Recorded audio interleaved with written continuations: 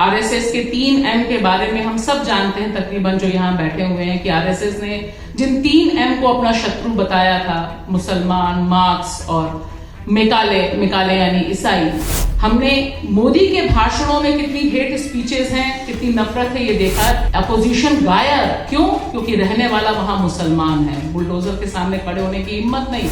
एक narrative set है हमारे सामने कि मुसलमान इज इक्वल टू लव जिहाद, लैंड जिहाद, फ्लड जिहाद, फर्टिलाइजर जिहाद। मुझे जो सबसे बड़ी चिंता है आज की तारीख में कि ये जो मुसलमानों, ईसाइयों, देश के गरीबों के खिलाफ एक नफरती ब्रिगेड ने एक कैंपेन बिल्कुल सीमेंट कर दिया है, उसके पक्ष में जो इंडियन बुर्जुआ खड़ा हुआ है, इंडियन कैपिटलिस्ट खड़ा हुआ है, वह एक बहुत ही खतरनाक फैटल कॉम्बिनेशन इंडियन डेमोक्रेसी के लिए है, भारतीय लोकतंत्र के लिए है।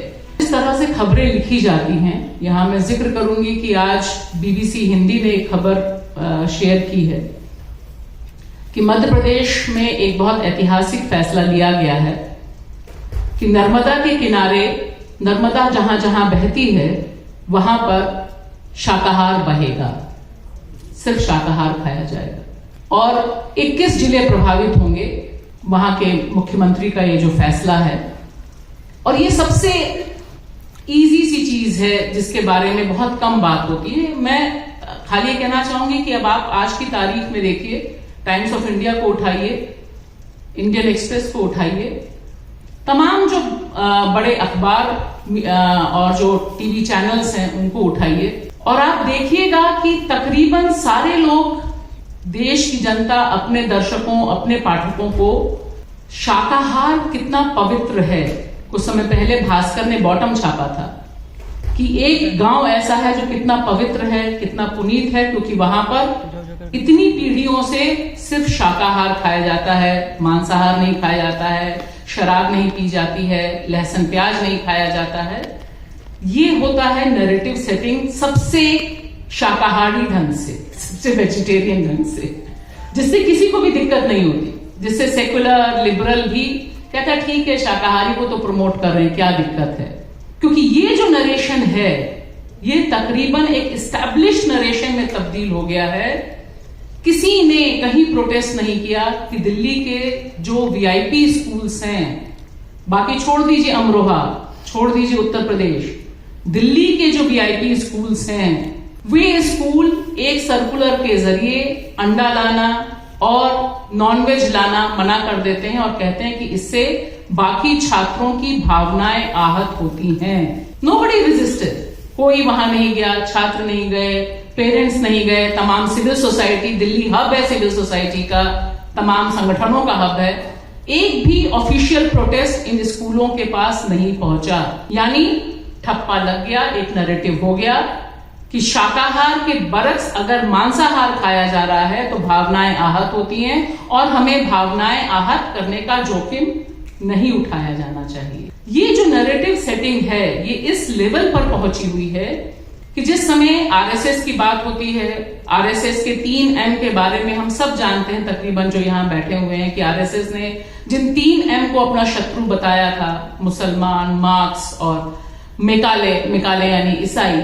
आप देखिए कि आज की तारीख में 2024 का चुनाव हो गया, विपक्ष का सारा कैंपेन हो गया, काफी लोग बल्ले बल्ले भी हुए, रुका भी एक रथ जो चल रहा था, रुका भी रथ। लेकिन पूरे इलेक्शन डिबेट में हमने मोदी के भाषणों में कितनी हेट स्पीचेस हैं, कितनी नफरत है, ये देखा। लेकिन अगर आप देखिए इंडिया गठबंधन और बाकी लोगों के जो भाषण हैं उनमें कितनी बार मुसलमान शब्द का इस्तेमाल होता है। राइट विंग शिफ्ट जो इंडियन पॉलिटिक्स का है वो इतना जबरदस्त है कि लोग 1000 बार, जो विपक्ष है जिसपे सारा दारो मदार है, मैं लखनऊ की रहने वाली हूं, लखनऊ में अकबर नगर ढा दिया गया, अपोजिशन गायर, क्यों? क्योंकि रहने वाला वहां मुसलमान है। बुलडोजर के सामने खड़े होने की हिम्मत नहीं।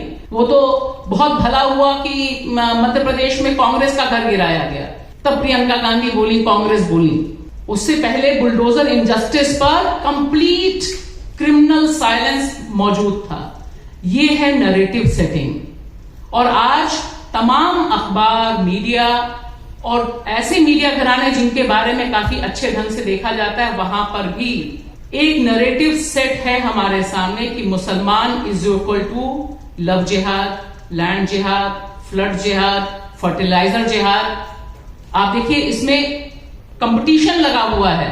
हेमंत बिस्व शर्मा सबसे ज्यादा अनकॉन्स्टिट्यूशनल ढंग से एक सरकार को चला रहा है, लेकिन देखिए कि जो बाकी सरकारें हैं, जो बाकी पार्टियां हैं, कितने लोगों ने हेड ऑन लिया।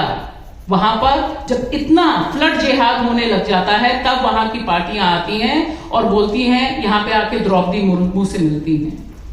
तो ये जो एक नैरेटिव सेटिंग है कि आज की तारीख में मुसलमान, आप खबर लिखते हुए देखिए बहुत ही तसल्ली से, अब कोट अनकोट भी, इंडियन एक्सप्रेस को भी कोट अनकोट लगाने की जरूरत नहीं पड़ती ज्यादा, कि आप कथित तौर पे लव जिहाद कहेंगे, कथित तौर पर ये जिहाद कहेंगे।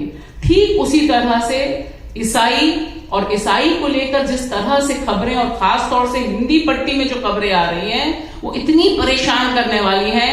जब सो कॉल्ड जोशुआ मिशन के लेकर जो खबरें होती हैं, आप देखिए कि एक दिन दैनिक भास्कर में खबर छपती है, आगे पीछे कंपटीशन चलता है, ऑर्गेनाइजर, कांचन, ऑफ इंडिया, इनमें जो कंपटीशन है, कि वही खबर उसी तरह से क्रिश्चियन ईसाई मिशनरीज के खिलाफ बिल्कुल उसी तरह का प्रचार, और उस प्रचार के बारे में जमीन पर कहीं से भी काउंटर नहीं नैरेटिव बिल्डअप हो रहा है। बहुत कम लिखा जा रहा है। मुझे लगता है कि हम खाली इस बात से खुश हो जाते हैं कि एक फैक्ट चेक हो जाता है, कुछ संस्थाएं हैं, ऑल्ट न्यूज, जुबेर, ये लोग फैक्ट चेक करके एक नरेशन सेटअप करते हैं, लेकिन वह नरेशन कितनी दूर तक पहुंचता है। मुझे जो सबसे बड़ी चिंता है आज की तारीख में, कि ये जो मुसलमानों, ईसाइयों, देश के गरीबों के खिलाफ एक नफरती ब्रिगेड ने एक कैंपेन बिल्कुल सीमेंट कर दिया है, उसके पक्ष में जो इंडियन बुर्जुआ खड़ा हुआ है, इंडियन कैपिटलिस्ट खड़ा हुआ है, वह एक बहुत ही खतरनाक फैटल कॉम्बिनेशन इंडियन डेमोक्रेसी के लिए है, भारतीय लोकतंत्र के लिए है। कि आप राहत कहां से मिलेगी, क्योंकि हम देखते हैं कि सीजीआई महोदय बहुत आराम से घंटी टुनटुनाते हैं, भजन करते हैं प्रधानमंत्री नरेंद्र मोदी के बगल में खड़े होकर, और कहीं से भी बड़े पैमाने पर जुम्बिश नहीं होती है इस सिस्टम में।